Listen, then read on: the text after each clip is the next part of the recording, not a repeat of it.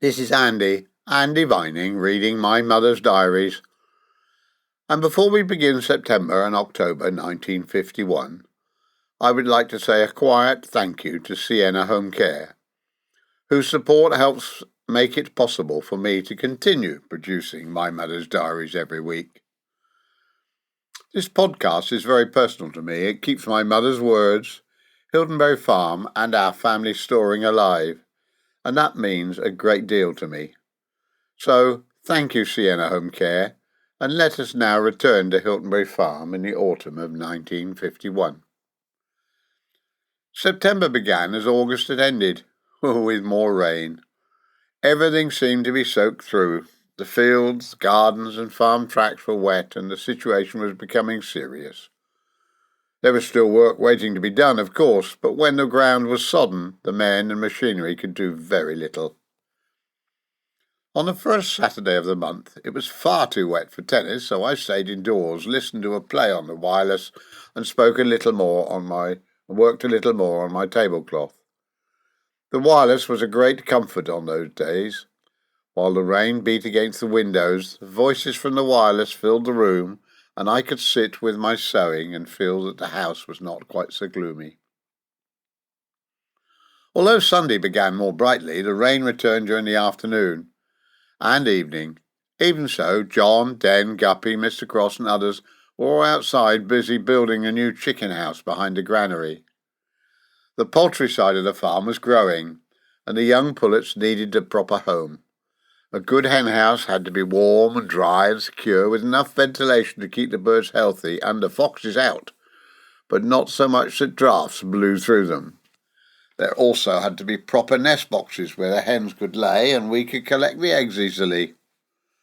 There was plenty of noise and activity as the men carried timber, fixed wire netting, made doors and perches, and every now and then someone would come into the kitchen looking for a tool or a cup of tea, or both, most times. Elsie Guppy came to tea with her baby, and later Frank and Wynne and Roger called in. The pullets were beginning to lay properly at last, and we collected 68 eggs in one day, which was wonderful. It's a very satisfying sight to see the baskets filling. Each pullet had to learn where to lay, although some seemed determined to hide their eggs in awkward corners. We searched the nesting boxes and under the straw, and 68 eggs felt like a splendid start. Once the hen house was finished, the pullets could be moved in safely. Moving hens was never quite as easy as it sounded, however. Carefully one planned it. There was always at least one bird determined to escape in the wrong direction. The children's summer holidays were coming to an end, but there were still outings to enjoy. I took Jennifer into Southampton to see the eye specialist. Thankfully, there was no trouble there, and that's a great relief. Afterwards, Wynne and I took the children by steamer to see the great liner Queen Elizabeth in Southampton Water. The children thought it was marvellous. From the water, the ships looked enormous, towering above the tugs and smaller boats moving around her. Even from a distance, she seemed to dominate everything. We had tea at the Dean's afterwards, and Frank joined us later. The following day, Bob Vining, John's stepbrother, came with Eunice and Marion, and we all went to the Romsey show. Agricultural shows were always worth attending. There were cattle, horses, machinery, produce and people from farms across the district. John could look at livestock, talk farming and study equipment, while the children found plenty to amuse them. There was livestock news waiting for at home as well. Sybil's blonde had produced a bull calf. Every calf matters, and even after the sadness of losing poor Eblem in August, a safe birth felt especially welcome. We watched the cow and calf carefully, making sure the little fellow was feeding and his mother was recovering well. The harvest was still not fully finished. John managed to pick up the oats in the factory field, although the weather remained dull and close. And while he worked, I went into Southampton with Wynne to buy Andrew a new mackintosh, trousers and sandals ready for school, and I bought a mini-mac for myself. There always seemed to be another child needing shoes, a coat, trousers, or something for school. At home, the ordinary work continued. John cut the hedge at Flexford. I cut the front lawn. and the day became very hot and close, as though the air were waiting for a storm. Joan came up, followed by Fred and Mrs. Fry, who all stayed for a cup of tea. The car then went in for a rebore. It's been giving us trouble, and with so many journeys to school, markets, shows, and the village, we needed it to be reliable. Farm life revolved around animals and fields, but by 1951 the car had become essential. We had hoped to go to the Isle of Wight on a Sunday, but the sea was too rough and cold and no ferries were running, so instead I stayed at home bottling plums and putting the undercoat on Andrew's bedroom window. There was never a shortage of work to replace an abandoned outing. But then at last the weather gave us the day we'd been waiting for. Wynne and I collected all the children together and took them to the Isle of Wight. We crossed the water, down the Solent, travelled by train to Sandown. For the children, the journey itself was part of the adventure, the steamer, the train, and then the sight of the sun and the beach. They bathed twice. We had hardly dried and dressed them before they wanted to go back into the water again. There were towels, damp bathing things, and sand everywhere. But the children were thoroughly happy. It was one of those days that made all the packing and organising worthwhile. The day after that, Joan arrived with the car and took us to Johnny Ryder's for a walk. Janet got a new frock from Tyrrell's and the children went swimming yet again. John and Fred went to football. Fruit was coming in from every direction. The harvest from the garden and hedgerows has been very generous this year. Strawberries, raspberries, blackcurrants, cherries, plums, damsons and sloes. I made damson jam, bottled fruit, thought ahead to the winter shelves. Preserving was hot, sticky work, but nothing could be wasted. Joan and I later went out to pick sloes at Ramaley near the Camel's Hump. They were sharp little things and not much good to eat from the bush, but they could be useful for drinks, and I was already looking forward to the sloe gin we'd make from them. The farm, meanwhile, never stood still. Andrew went with John and Frank to the Dunfords to collect a load of corn, and children were often drawn into the farm life that way. They might not always be doing the hardest work, but travelling with John, watching the men and helping where they could, Andrew learned how the farm worked. Then came another wet Saturday with rain all day. The usual visitors called in, and John went to football. I stayed in and listened to a play on the wireless. Later that evening, John went over to Hursley to see Norman about the Jersey herd. The next morning began well. John Bucket came, as did Cross and Dennis Guppy. The Sinclairs joined us for lunch, and we set off for West Wittering, but the rain spoiled the day. The journey home became quite an adventure. We were driving through rain in the Rover when the lights suddenly went and failed. It was already darkening and we could not continue safely. Eventually we had them repaired in Portsmouth, but by then it was very late. The roads were wet and black and everyone was tired, and we did not get back to Hiltonbury until after 11 o'clock at night. The following morning brought more livestock to the farm. 5 Angus calves, 3 new cows, and another calf from Norman. The yard must have been full of unfamiliar voices as the new animals called to one another and tried to understand their surroundings. New cattle always need careful watching. They had to get used to the sheds, the fields, the feeding arrangements, and the milking routine, and the existing herd had to accept them as well. Mary and Bill Sinclair came to collect their Rover, our own car now being back from its rebore, so we were able to take Andrew back to school in it. It went beautifully, which was a great relief after all the trouble we had had with it. The weather settled for a while and I had a good sort out, sending a large amount of clothing to the rummage sale. Nothing was wasted. Clothes that no longer fitted the children must be passed on, altered or sold. White dresses and coats were repaired until there was almost nothing left to repair. A lovely spell of September weather followed, and I went into Southampton. Met the girls and bought them black hats. John attended a National Farmers Union meeting, and I called at Beechcroft before cutting and salting beans for preserving. One of our pigs was killed about this time, which meant more work. The meat would have to be collected, prepared, divided and preserved. On a farm, nothing from an animal is ever wasted. There was happier news from the herd. Daisy produced a heifer calf, and the little calf was named Apple Blossom. It was a lovely name for a young Jersey. A heifer calf was always especially welcome because she might one day join the milking herd. If she inherited her mother's good qualities, she would remain at Hiltonbury for years. That Saturday I went to a carpet sale in Eastleigh, but I had no luck, nothing there that I liked. But in the evening, John, Norman, Wynne and I went to the pictures to see Laughter in Paradise, the British comedy starring Alistair Sim and George Cole. It told the story of a wealthy practical joker who leaves his fortune to 4 relatives, but only if each one carries out an absurd challenge. After another busy week at Hiltonbury, it was good to escape for a few hours and a good laugh.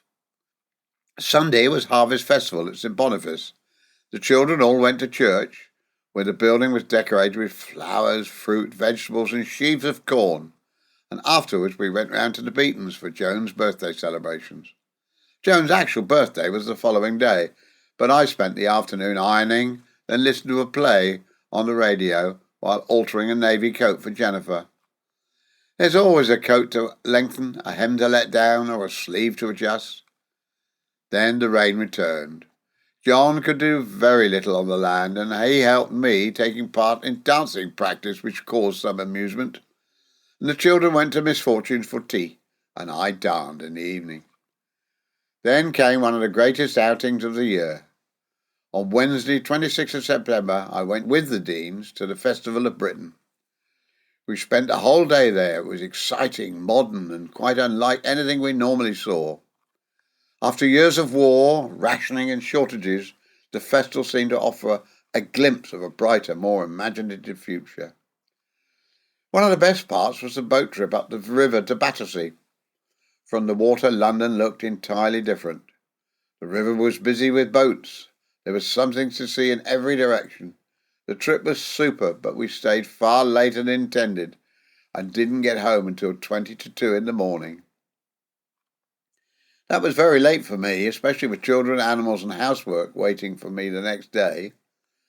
Unfortunately, the next morning was terrible, with rain all day.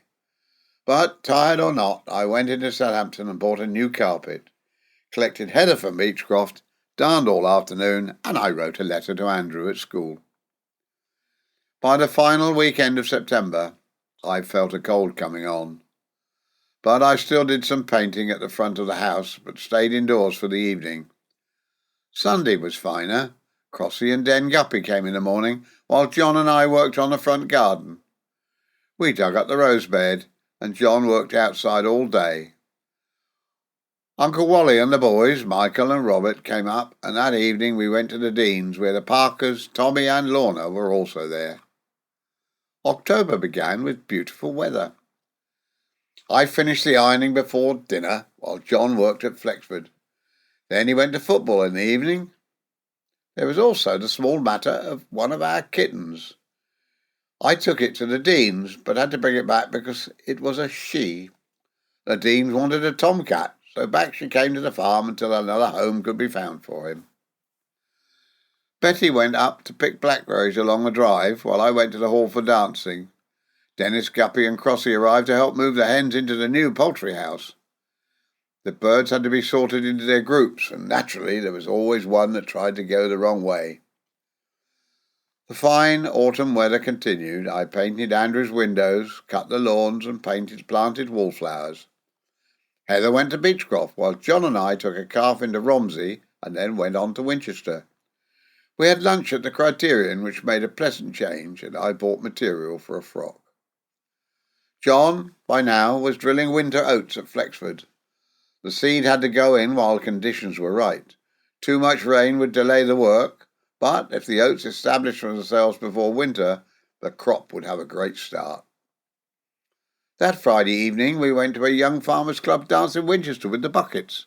It was jolly good fun, and I won an iced cake. After all the cakes I'd made for other people, it was rather nice to bring one home without baking it myself. The lovely weather carried us through another weekend. I painted at the front of the house, cut out a new green skirt, and went to Harvest Festival at Ampfield Church with Julie and Janet.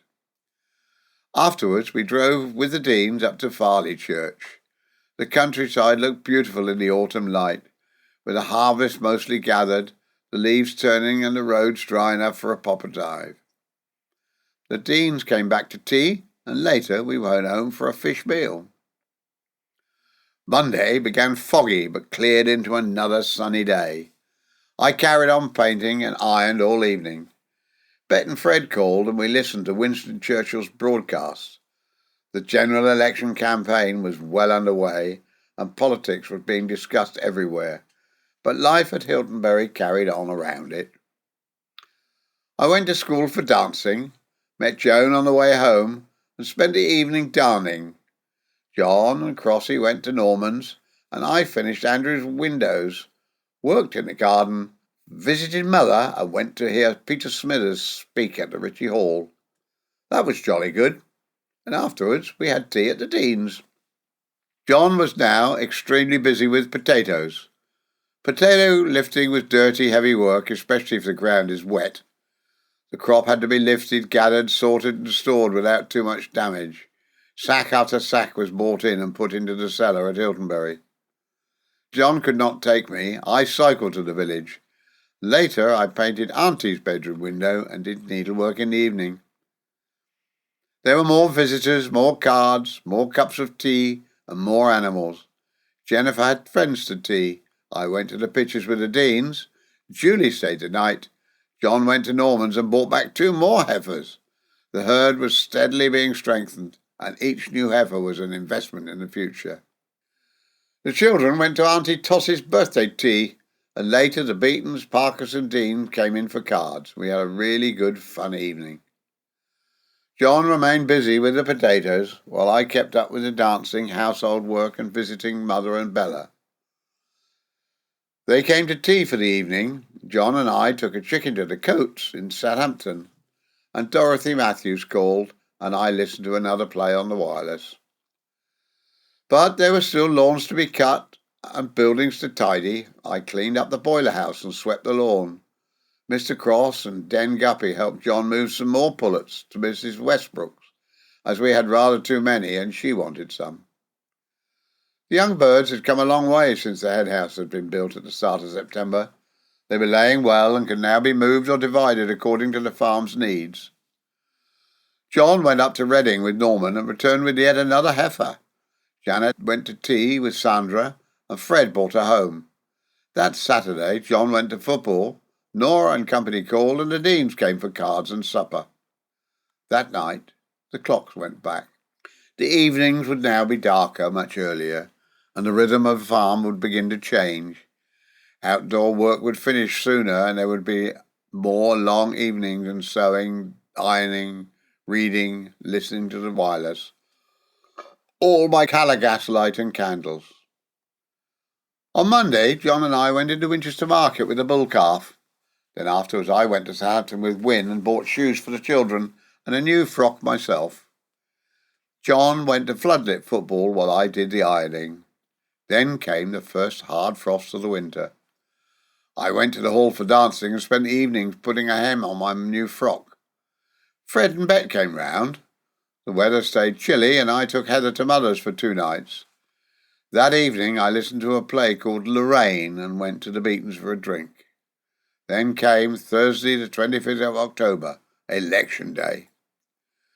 We made an early start and went first to the polling station to cast our votes. But the election was not the only important event of the day. Once we had voted, we joined a coach bound for London and a Diaries show. The Diaries show was one of the great events of the farming year, bringing together some of the finest cattle in the country, along with farmers, breeders, judges and everyone connected with the dairy industry. From John and Norman it was a serious business. Cattle were studied closely, pedigrees discussed and judging decisions examined from every angle. For me, it was also a splendid day out. We had dinner at the Strand Palace Hotel as usual and saw Kiss Me Kate. But the great moment belonged to Norman. He won the Buckhurst Trophy. It was a tremendous achievement. A trophy like that was not won by chance. It represented years of careful breeding, feeding, handling and knowledge of cattle. Everyone connected with the farm would have shared in the pride of it. While the country waited to hear the election result, we had our own news to celebrate. Norman winning the Buckhurst Trophy at the Dairy Show. After that excitement, I was ready for bed early the following evening. The final days of October brought the usual mixture of outings, livestock and weather. Tony Bowyer called, and I went with Frank and Wynne to see One Wild Oat, a British comedy starring Robertson Hare and Stanley Holloway. It was a light farce of misunderstandings, family embarrassment and romantic confusion. Just the sort of cheerful evening needed after a busy week. There was more livestock news as well. The New Jersey heifer produced a bull calf. After the sadness of losing Emblem during the summer, we watched mother and calf carefully. The calf had to feed and the cow had to recover properly. Mr. Cross and Dennis Guppy came up, Bob and Benty called, and Tony Bowyer came to tea again. I went into Winchester with another calf with John, and I bought dress material for Jennifer. John went to a Growmore Club meeting, and rain reminded us that the long spell of fine autumn weather could not last forever. October began with a sharp change. There was rain and a terrific hailstorm at lunchtime. I went into Winchester with Frank and Wynne, where Wynne bought a new evening dress, and I bought boots and gloves for Heather. That evening I cut out Jennifer's new frock, and so October came to an end. The wet weather of September had given way to a beautiful autumn. The oats had been gathered, the winter oats drilled, and the potatoes lifted. The new hen house was finished, the pullets were laying well, and the farm had welcomed Angus calves, new cows, and several young heifers.